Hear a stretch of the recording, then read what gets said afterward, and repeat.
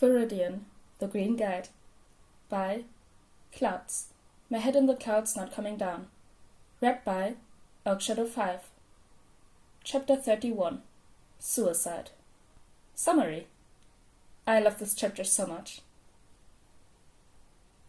Izuku couldn't help the pool of dread in his stomach as he followed Eraserhead across the rooftops. What had he done? Was Eraser really going to force him to stop vigilantism? But if he was going to force him to stop, then why didn't he just hand him over to the police? Not that the police were actually going to be able to stop him, considering that he wasn't technically breaking any vigilantism laws, but still, that would have been the easiest course of action, and Eraserhead was logical enough to see that. So, what was he doing? When they were a few blocks away from where the fight had been, Eraserhead stopped and turned around. I wanted to apologize. Izuku's spiraling thoughts started to a stop. What? Eraserhead sighed. Last week, when I saw you, I yelled at you trying to get you to stop. I was worried and scared. That's no excuse. I shouldn't have gotten angry with you, and I'm sorry. But... Izuku was shocked. But you didn't do anything wrong. It's me who should be apologizing. I mean, I was just being stupid and I really shouldn't have gone out with a broken arm anyway, but I did what you said. It wasn't about the arm, though we will be talking about that later, Eraser started, then did a double take. Wait, what did I say? You told me to make a friend? Izuku said, but then his eyes widened as he realized he couldn't actually remember what Eraser had said. Wait, maybe you didn't actually tell me to make a friend. Maybe you just said that you were worried I didn't have any friends? I could have sworn, but... Did you even say that? You... What? Eraser seemed tired and confused, but not unhappy. You went out and made a friend because you thought I told you to? Well, when he said it like that, it sounded silly. Yes? Eraser snorted and Izuku blushed. Hey, it's not like it's a bad thing. Didn't say it was. Eraser sounded like he was smiling. So, you get along okay? Mm-hmm. Izuku grinned. He doesn't care about...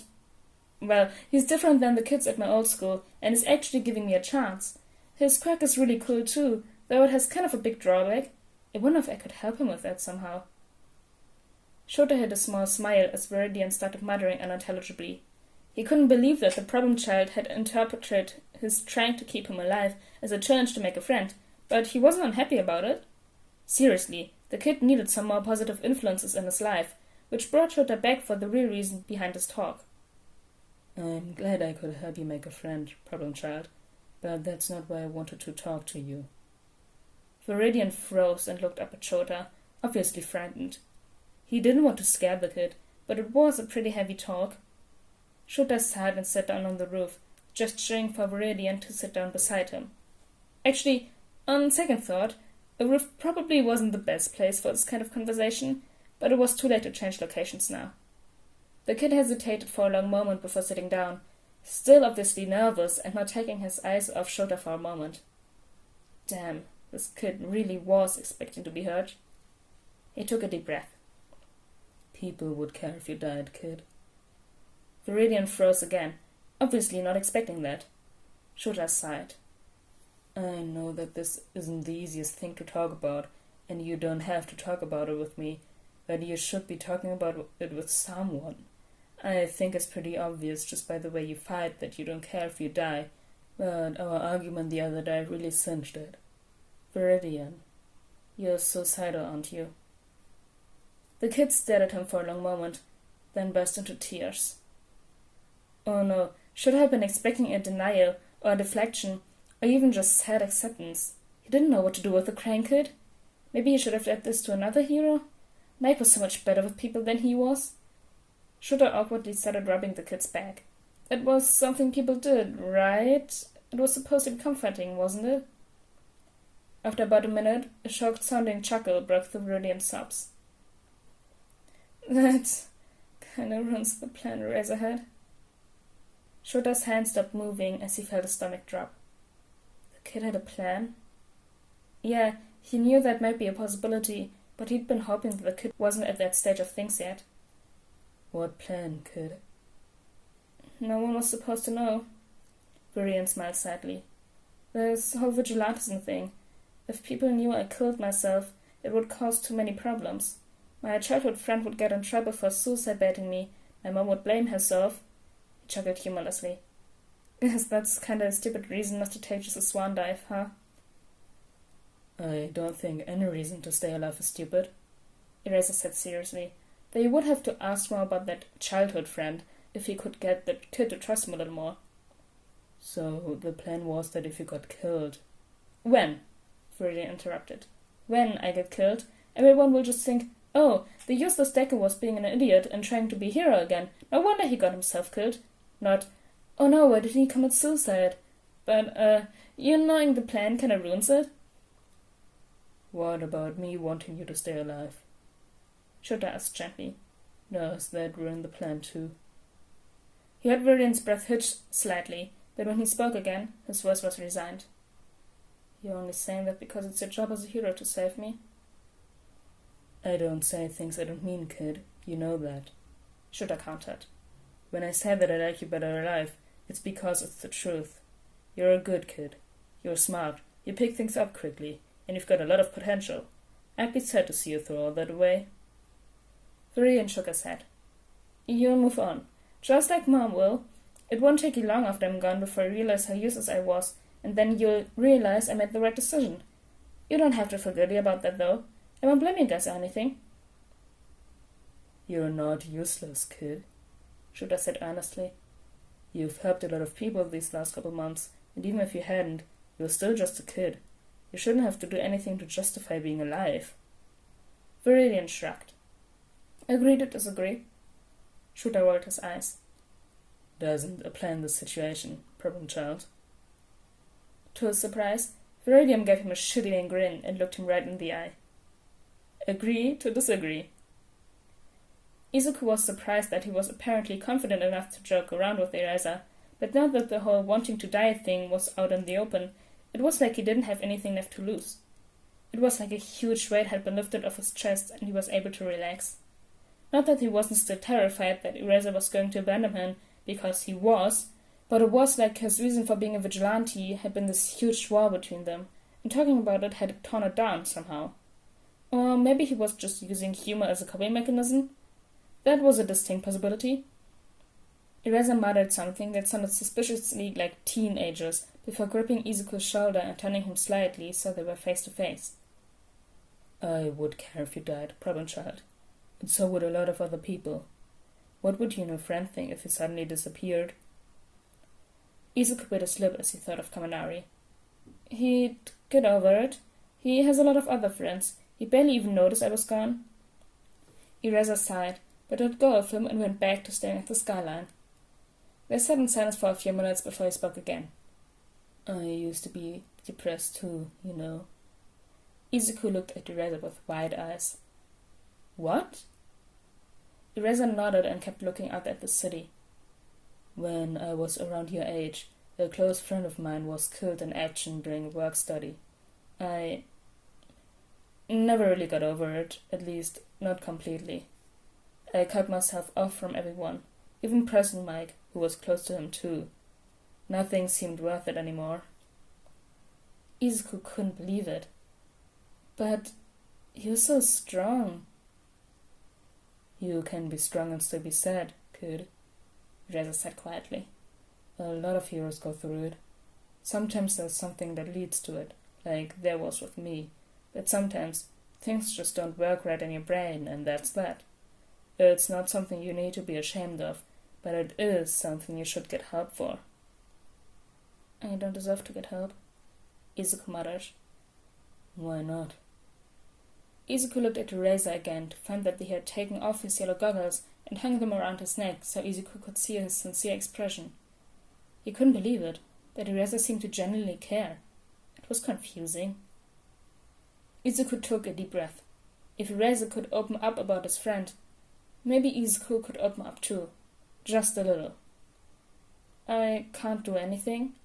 He picked at the fraying threads around the hole in his jeans as a way to avoid looking at Eraser. I don't want to waste a therapist's time when the world would be better off without me in it anyway. Who told you that? Ereza sounded slightly angry. Who told you that the world would be better off without you in it? Was it that childhood friend you mentioned before? It wasn't just him, Izuku said. I mean, he was a part of it, but the other kids at school said the same thing, and even some of the teachers. Only a few of them would say it to my face, though, but I heard some of their conversations when I passed by the teacher's lounge. I even got yelled at by an old man on the train once. Good. It's fine, though. Izuku's voice cracked, but he smiled anyway. They were right, even if I didn't want to believe it at first. At least this way. I can still help some people before I go, right? Just because everyone believes something doesn't make it true, kid. Ereza put a hand on his shoulder, which made Izuku lose control of his tears and start crying again.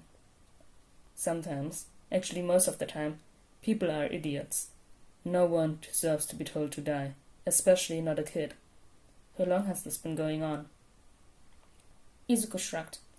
He couldn't just say it was since he was 4, because that would make it obvious that it was because of his lack of a quirk, and despite his decision to open up to Ereza, Izuku didn't think he would be able to handle it if Ereza abandoned him once it came out that he was quirkless.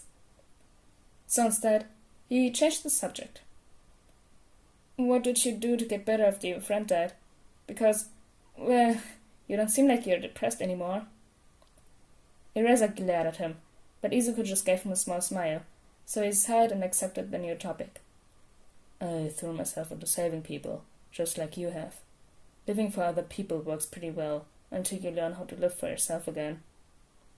You're saying it like saving people is a crutch. Ereza shrugged. Maybe it is. You've got other reasons too, I'm sure, but while you seem to be fighting villains as a way to kill yourself, it also seems to be giving us something to live for. At least for now. Izuku thought about that for a moment. He did wake up each morning excited for the next night, which wasn't something he'd ever experienced before becoming a vigilante. He enjoyed spending time with the heroes, even if most of their time was spent fighting or running away, which was way different than his former classmates. He looked forward to saving people, and the extra exercise probably didn't hurt either. Let's say you're right, Izuku said finally. What are you going to do about it? As much as I want to wrap you in bubble wrap and force you to stop, I'm not willing to take away the one thing you're living for. Ereza grumbled. I just want you to promise me that you won't do anything impulsive, okay? If you have a lead, especially about the villain factory, tell me. And if things get worse and you feel like waiting for a villain to kill you is taking too long, you can talk to me. Understood? Izuku stared at him with wide eyes. Really? Ereza rolled his eyes, but rubbed Izuku's head fondly. Yeah, kid. Leaving a suicidal kid to fight his emotions alone would be completely illogical, not to mention dangerous, and I'd much rather read your notebook than your obituary. I like having you around, kid. Izuku sniffled and turned away from Ereza so he could wipe his eyes. I guess I'll see you later then? It was dark, so maybe Izuku was just imagining Ereza's smile as they got to their feet. Sure thing, kid. Now go find another hero to pelt with marbles. Some of the others are getting jealous. Izuku laughed and ran toward the edge of the roof before he remembered something and stopped. Ereza? What, kid? That friend you mentioned in high school, the one that was the catalyst for your depression, Izuku hesitated. How did he die? Ereza had put his goggles back on, so Izuku couldn't read his expression as well, but he thought he looked sad. I'll tell you later, kid. For now, just focus on staying alive.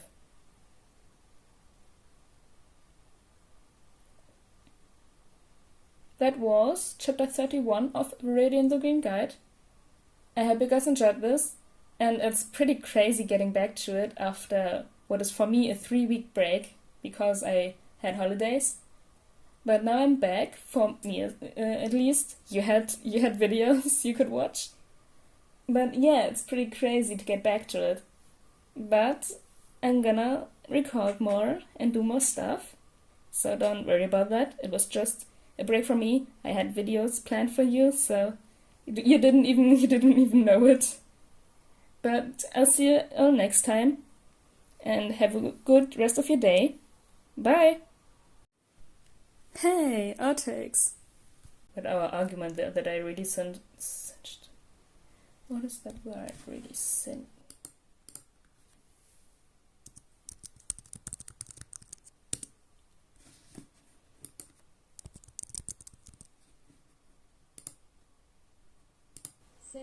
Cinched, okay. I don't deserve good help. I don't deserve good help. To get help. I don't deserve good help.